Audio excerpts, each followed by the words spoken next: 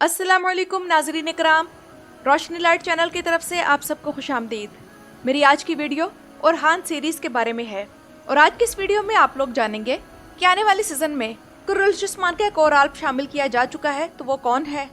और जैसा कि मैं आप लोगों को ये खबर दे चुकी हूँ कि 26 अगस्त को ATV के इस विंटर सीजन में जो भी ड्रामाज ऑन एयर होने हैं तो उनके प्रोमोज की शूटिंग शुरू हो जाएगी। तो ओरहान सीरीज़ के प्रोमो में कौन कौन से किरदार होंगे और आप लोग जानेंगे कि स्पेन में कुर्रुल उस्मान रिलीज होने के बाद मकबूलियत के कौन से रिकॉर्ड कायम कर रहा है, ओरहान सीरीज की स्क्रिप्ट रीडिंग कब होगी और इसका पहला ट्रेलर कब तक रिलीज होगा। ओरहान सीरीज में नीलूफर का किरदार जिस अदाकारों को ऑफर किया गया है यानी कि एलेना बोस, तो उन्होंने स्क्रिप्ट के बारे में क्या फैसला किया है, इस बारे में क्या खबरें हैं।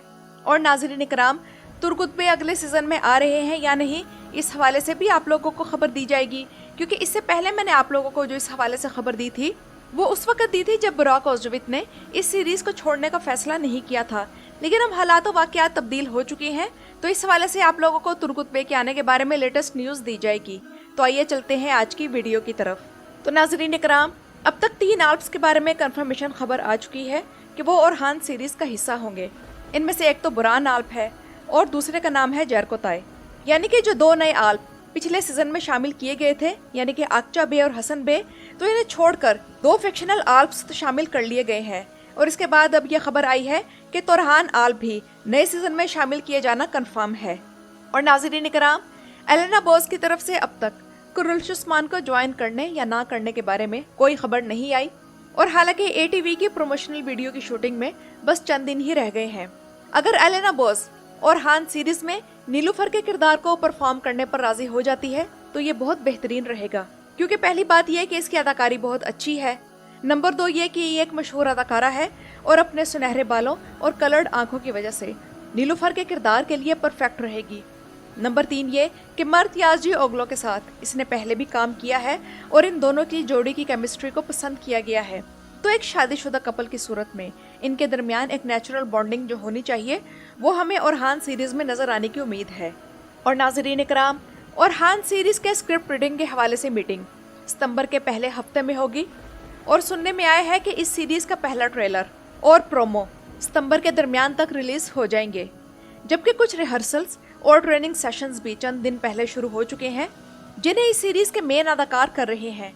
इसके अलावा इस सीरीज में अब तक जो नई ज्वाइनिंग हुई है वो अदाकार भी उन रिहर्सल्स और ट्रेनिंग सेशन में हिस्सा ले रहे हैं। और 26 अगस्त को ओरहान सीरीज का प्रोमो शूट होने वाला है और हो सकता है कि उसमें उस्मान बे अपनी फैमिली के साथ नजर आएं। और यहाँ आप लोगों के लिए खबर ये है कि नए सीजन के लिए मलहून खातून को भी सिलेक्ट कर लिया गया है और एक टर्किश अदाकारा जिनका नाम बानो यिल्दिरिम लार है, उसे मलहून खातून के किरदार के तौर पर ले लिया गया है। तो हो सकता है कि प्रोमो में उस्मान, मलहून, ओरहान, नीलूफर, अलाउद्दीन और गोंचा नजर आ सकते हैं। लेकिन अभी तक महमद बोजदैक जिन किरदारों के लिए अदाकार ढूंढ रहे हैं उनमें फातिमा, हलीमा, गाजी आल्ब और नए दुश्मन हैं। और नाज़रीन इकराम, जिन लोगों को जिहान ओनाल के उस्मान बे के किरदार में लिए जाने पर एतराज़ है, मेरा मशवरा ये है कि वो पहले कुर्रुल उस्मान जिक देख लें, जिसमें जिहान ओनाल ने 37 साल पहले उस्मान बे का ही किरदार अदा किया था। और जिहान ओनाल के लिए भी 37 साल बाद दोबारा उस्मान बे का किरदार अदा करना एक ऐसी खूबसूरत याद रहेगी जिसे वो खुद भी न भूल पाएंगे। और जो इस वक्त उस्मान बे की उम्र होनी चाहिए ये इस हिसाब से ज़रा बूढ़ा है, लेकिन अदाकारी के हिसाब से बेहतरीन चॉइस है। और नाज़रीन इकराम, नए सीजन में काम करने के लिए जो अदाकार लिए जा चुके हैं तो उनकी अदाकारी की तरफ से तो हमें बेफिक्र हो जाना चाहिए कि इसमें कोई कमी होगी।